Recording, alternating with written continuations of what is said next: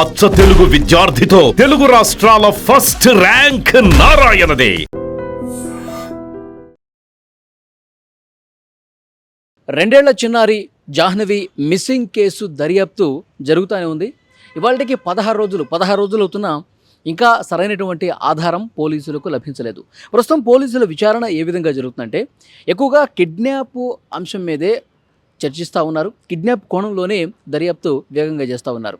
పోలీసులు ఒక బలమైనటువంటి అనుమానం ఏంటి అంటే ఈ కిడ్నాప్ని తెలిసిన వ్యక్తులే చేసి ఉంటారు అన్నది నమ్ముతున్నారు.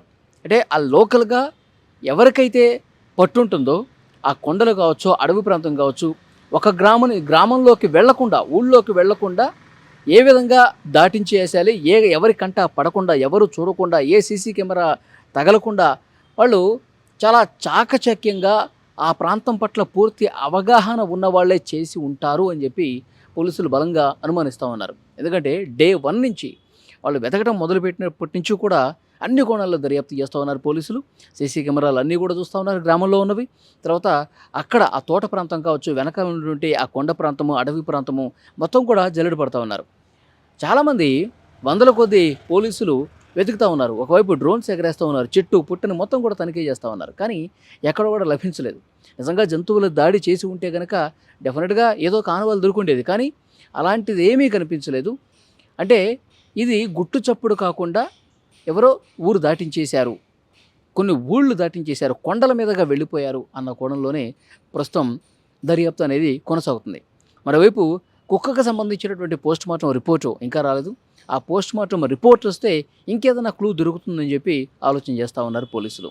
సో విశాఖపట్నం ఫోరెన్సిక్ ల్యాబ్లో ఆ పోస్ట్మార్టంకి సంబంధించినటువంటి రిపోర్టు తయారవుతుంది. 1-2 రోజుల్లో అది కూడా పోలీసుల చేతికి వచ్చే అవకాశం ఉంది. అసలు కుక్క ఏ విధంగా చనిపోయింది, కుక్కకి గాయాలు ఎందుకయ్యాయి, కుక్క పొట్టలో శరీర భాగాల్లో నుంచి తీసినటువంటి ఆ శాంపిల్స్ పరీక్ష జరుగుతుంది కాబట్టి ఎందుకు చనిపోయిందంటే ఆహారం లేక డీహైడ్రేషన్కి గురై చనిపోయిందా, లేకపోతే కుక్క మీద ఏదైనా విషప్రయోగం జరిగిందా, జంతువుల దాడిలో చనిపోయిందా, ఇవన్నీ కూడా పోస్ట్మార్టం రిపోర్ట్లో బయటకు వచ్చే అవకాశం ఉంది.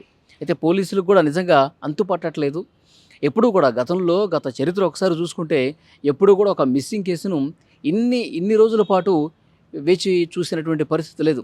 ఎంత వెతుకుతున్నా, ఎంత గాలిస్తున్నా, ఎన్ని సీసీ కెమెరాలు ఫుటేజీలు పరిశీలిస్తున్నా ఎక్కడెక్కడ దొరకలేదు. అంటే నిజంగా కొండ జాతి వాళ్ళు, వేటగాళ్ళు ఈ విధంగా ఆ పాపని దాటించేశారు. ఆ పాప ఏడుస్తూ ఒక్కతే ఉన్నప్పుడు ఆ అటుగా వచ్చినటువంటి వేటగాళ్ళు, కొండ జాతుల వాళ్ళు ఆ పాప పక్కన ఉన్నటువంటి కుక్క మీద దాడి చేసి పాపను తీసుకుపోయారు. అది కూడా ఊళ్ళోకి రాకుండా.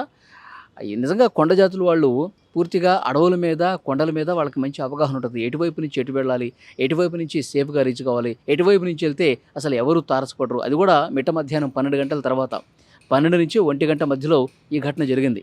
ఎందుకంటే తాతారావు అనేటువంటి వ్యక్తి ఆ పాప, ఆ కుక్క ఉండటాన్ని తోటలో చూశాడు. ఎప్పుడు చూశాడు? 11:50 చూశాడు.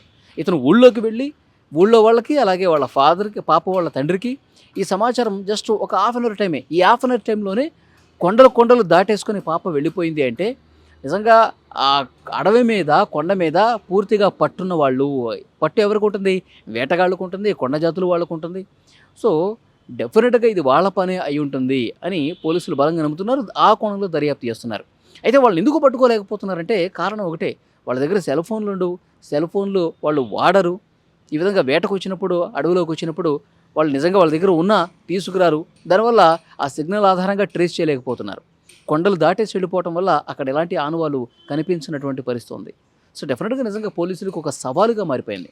ఆంధ్రప్రదేశ్ ప్రభుత్వం హోంమంత్రి అనిత వచ్చారు, కుటుంబ సభ్యులను ఓదార్చారు, పోలీసులతో డిస్కస్ చేశారు, జిల్లా ఎస్పీతో మాట్లాడారు.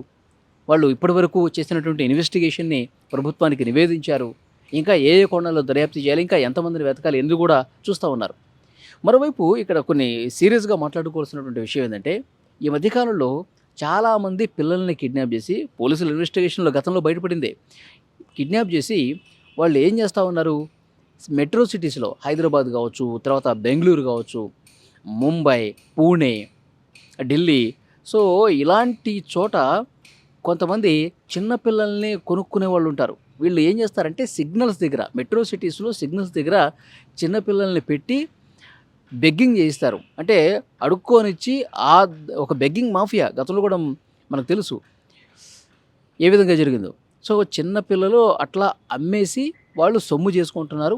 అలాంటి వాళ్ళందరినీ బెగ్గింగ్ మాఫియాలో జాయిన్ చేపిచ్చి వాళ్ళు ఒక బిజినెస్ చేస్తూ ఉన్నారు అన్నది కూడా గతంలో ఉంది. సో, ఈ కోణంలో కూడా పోలీసులు దర్యాప్తు చేస్తూ ఉన్నారు.